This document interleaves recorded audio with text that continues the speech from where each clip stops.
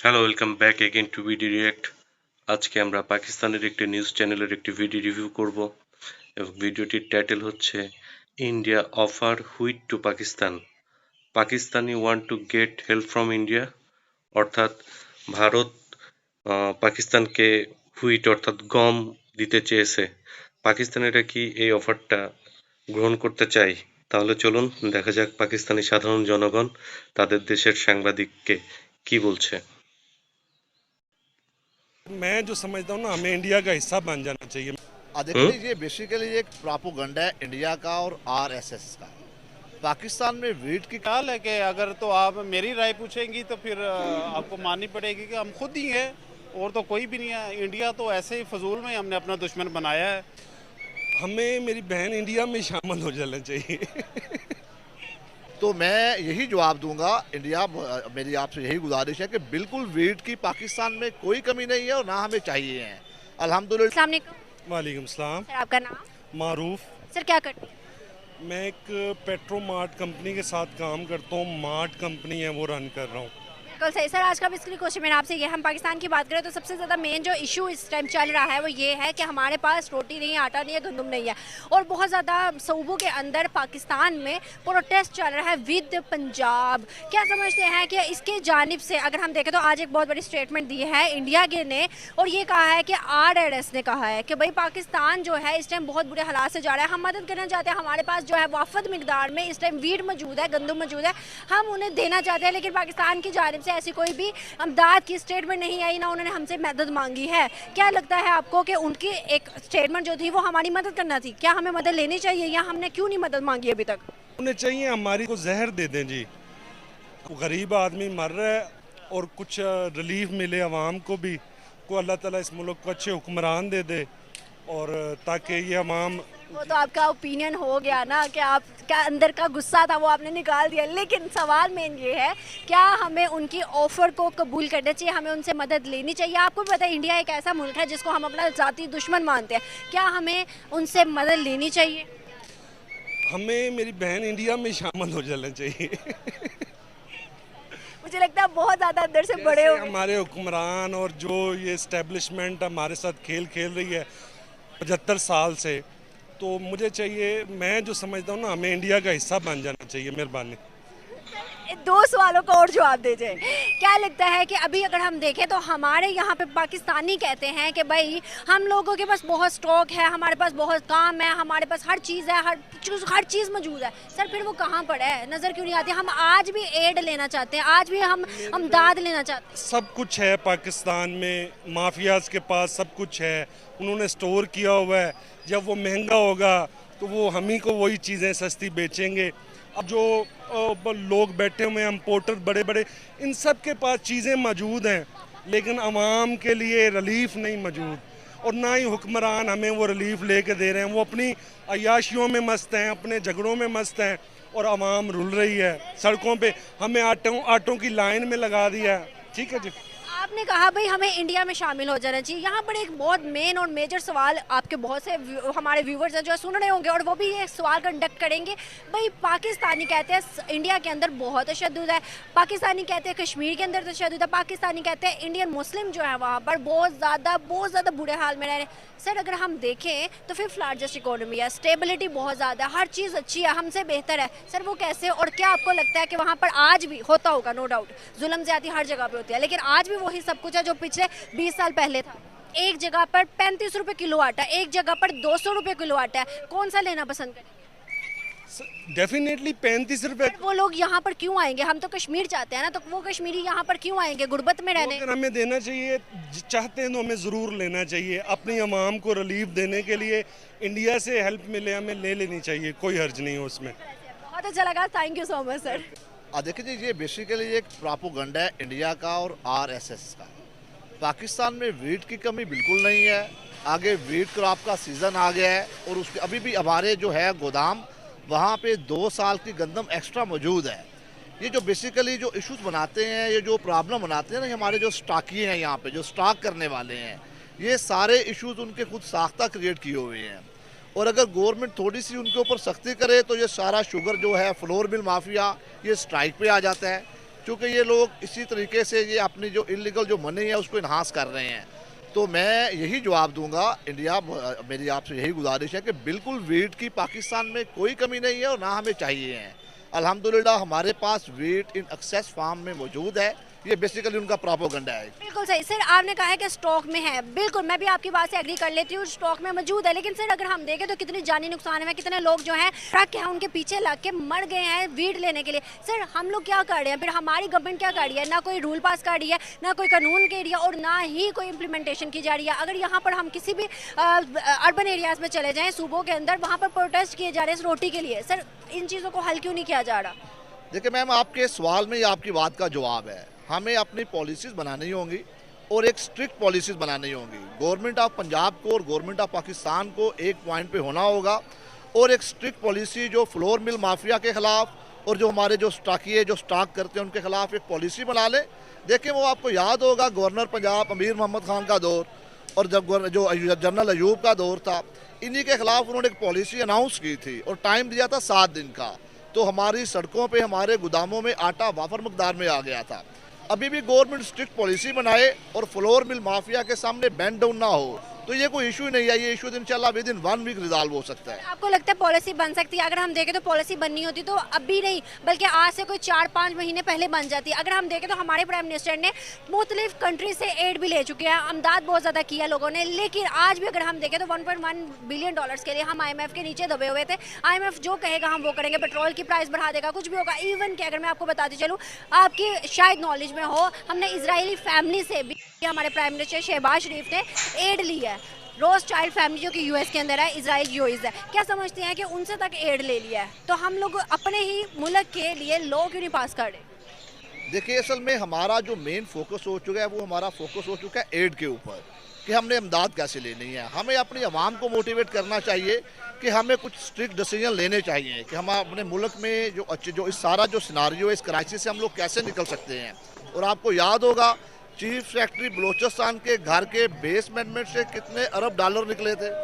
ना madam dollars की कमी है, ना वीट की कमी है तो प्रॉपर पॉलिसी की कमी है और इम्प्लीमेंटेशन की कमी है। बात करूँ इंडिया की, वहाँ पर डे फर्स्ट थे, जबकि उनके पास भी वही सब कुछ था जो हमारे पास था, कुछ ज़्यादा भी हो सकता है। लेकिन डे फर्स्ट से उन्होंने क्या से क्या बना लिया खुद को। आज 5th लार्जेस्ट से 3rd लार्जेस्ट इकोनॉमी पे वो जा रहे हैं। इवन सर अगर हम देखें तो वहाँ स्टेबिलिटी कितनी है, लेकिन हमारे मुल्क में ना स्टेबिलिटी है ना कुछ और। लेकिन आज भी अगर हम स्टेटमेंट्स देखें अपनी गवर्नमेंट की तो वो अमेरिका और इंडिया को कसूरवार ठहराती है। पीछे जो कहती हैं वो कहती है कि इनकी साजिश है। क्या समझते हैं, इनकी साजिश है या हमारे में गलती है? बेसिकली मैम कुछ तल हकीकतें हैं जो कि हमारी एस्टेब्लिशमेंट को भी अब उसके ऊपर फोकस करना होगा। अब जो हालात हुए हैं, आप किसी भी पॉलिटिकल गवर्नमेंट को या जिसकी भी पॉलिटिकल गवर्नमेंट है उसको आप टाइम दें, वो पॉलिसीज़ बनाएं, उन पॉलिसीज़ के ऊपर इम्प्लीमेंटेशन हो। दो जो लॉन्ग रन पॉलिसीज़ है वो हमारे मुल्क में नहीं बनती। लॉन्ग रन पॉलिसीज़ है डैम बनाते। इंडिया में देखें वहाँ पे जो भी गवर्नमेंट आई है वो कम से कम 10 साल चली है, उन्होंने उसी लिहाज से पॉलिसीज़ बनाई हैं। तो मैं अर्ज़ करूंगा ना तो हमारे पास पोटेंशियल की कमी है ना रिसोर्सेज की कमी है। सवाल मेरा यह है कि हमारे आस पड़ोस जितने मुल्क हैं उनमें से खासा दुश्मन कौन है? खासा दुश्मन कौन है हमारे? मेरा ख्याल है कि अगर तो आप मेरी राय पूछेंगी तो फिर आपको माननी पड़ेगी कि हम खुद ही हैं और तो कोई भी नहीं है। इंडिया तो ऐसे ही फजूल में हमने अपना दुश्मन बनाया है कि ये मुल्क के जो पॉलिसीज़ मेकर है वो उनका ही किया दरा जो है ना आम आवाम को इसका फेस करना पड़ रहा है। सर आज की एक न्यूज़ आई है RRS, आपको पता ही होगा इंडिया की।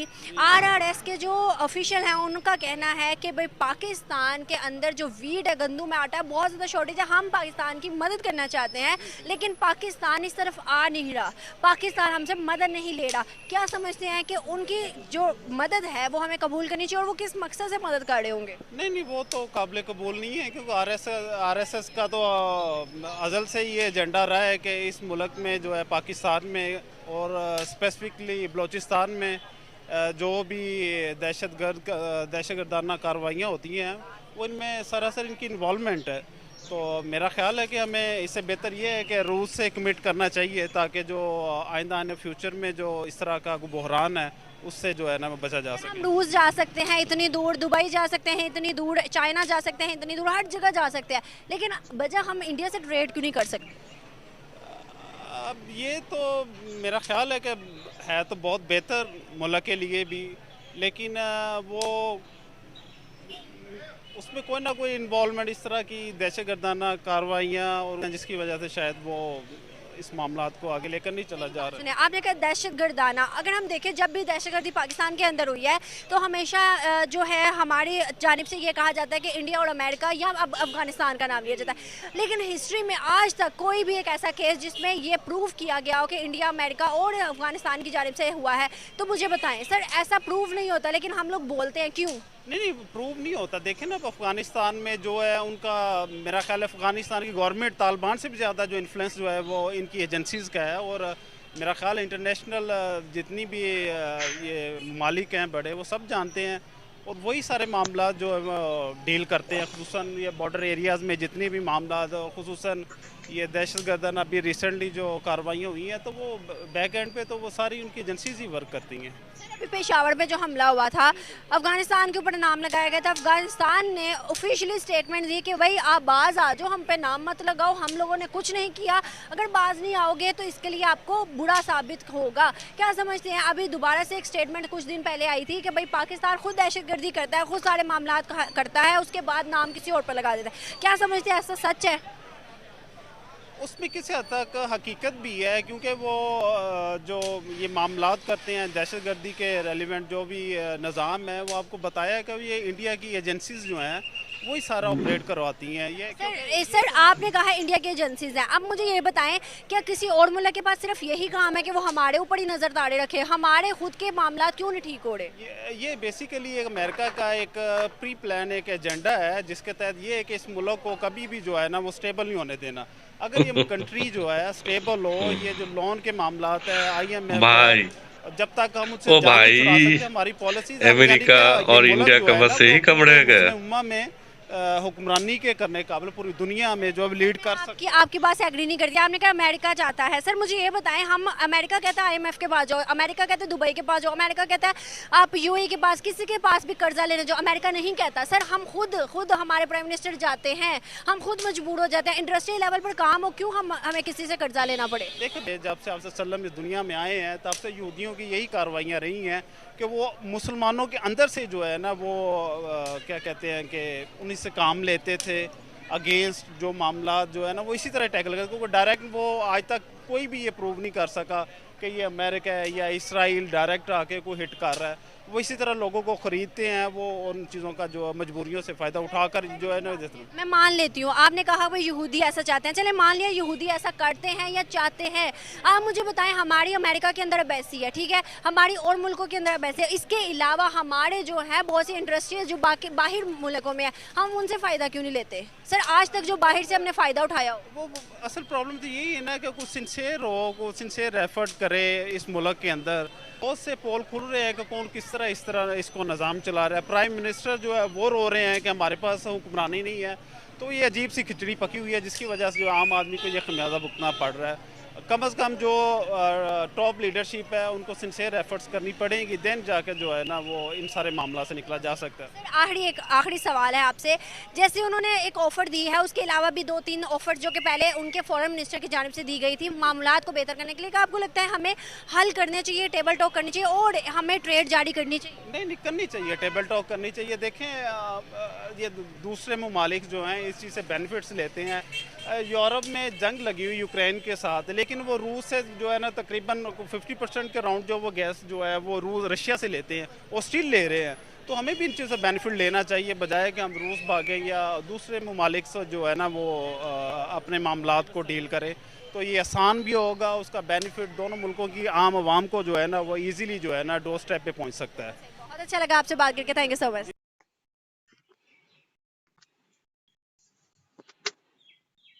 তো ফ্রেন্ড, এই ছিল ভিডিও। আপনারা ভিডিওটি সম্পূর্ণ দেখলেন। এখন ভিডিওর যে বিষয়বস্তুটি ছিল সেটি হচ্ছে যে পাকিস্তানের যে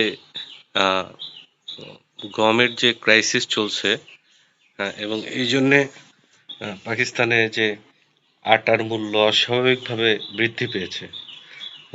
200 টাকার উপরে কিন্তু এখন আটার কেজি।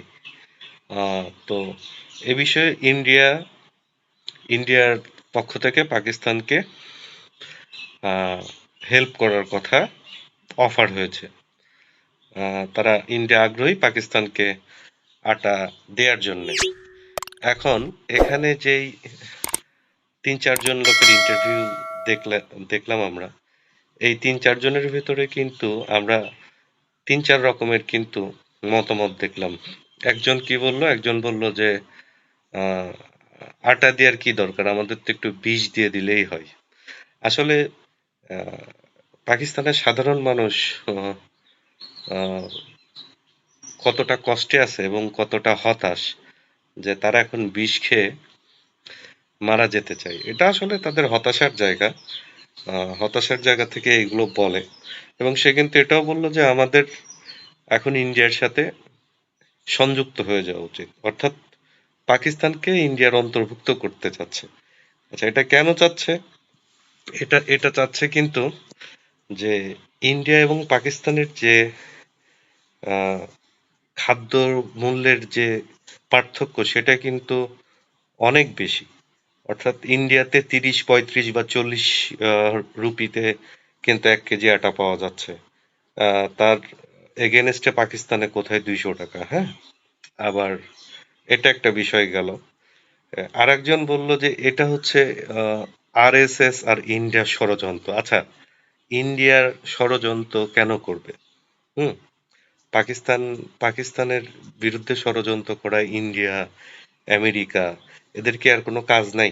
হুম, তাদের কি শুধু একটাই কাজ যে পাকিস্তানের বিরুদ্ধে ষড়যন্ত্র করা? ভাই, পাকিস্তানে আছেটা কি যে তার বিরুদ্ধে ষড়যন্ত্র করতে হবে, তাই না? এটা আসলে পাকিস্তানের যে মানুষ, তারা, আমি জানি না তারা এই কথাগুলো কিভাবে বলে, তারা পায় কোথায় যে পাকিস্তানের বিরুদ্ধে ষড়যন্ত্র। আজ পর্যন্ত কি কোনো প্রুফ হয়েছে যে পাকিস্তানের বিরুদ্ধে ষড়যন্ত্র? তাই না? অন্যান্য দেশের ভাই আরো অনেক কাজ আছে। হ্যাঁ, এই পাকিস্তানকে নিয়ে চিন্তা করার টাইম আমেরিকা, ইন্ডিয়া, বাংলাদেশ এদের কারণ নাই। আবার এই তো বিষয়বস্তু তো আমরা তো এগুলাই দেখতে পাচ্ছি। এখন আপনারাই বলেন যে আসলে এইভাবে যদি একটা দেশ সবসময় যদি তার সাধারণ মানুষের ভিতরে যদি এটাই চিন্তা থাকে যে আমার দেশে যা হচ্ছে সেটা মনে হয় বাইরের কোনো দেশের ষড়যন্ত্র, তাহলে বাইরের দেশের ষড়যন্ত্র করলে তোমাদের ইন্টেলিজেন্স কি করতেছে? আইএসআই কি করতেছে? আইএসআই নাকি পৃথিবীর ১ নাম্বার সংস্থা, তাহলে তারা কি ঘাস কাটে? হ্যাঁ, তো যাই হোক বন্ধুরা, আপনারা সবাই ভিডিওটি দেখলেন এবং আপনারা আপনাদের মতামত কমেন্ট বক্সে জানাবেন এবং চ্যানেলটি সাবস্ক্রাইব করে আমাদের পাশে থাকবেন এই ধরনের ভিডিও একসঙ্গে আরো দেখার জন্য। ধন্যবাদ। ধন্যবাদ সবাইকে।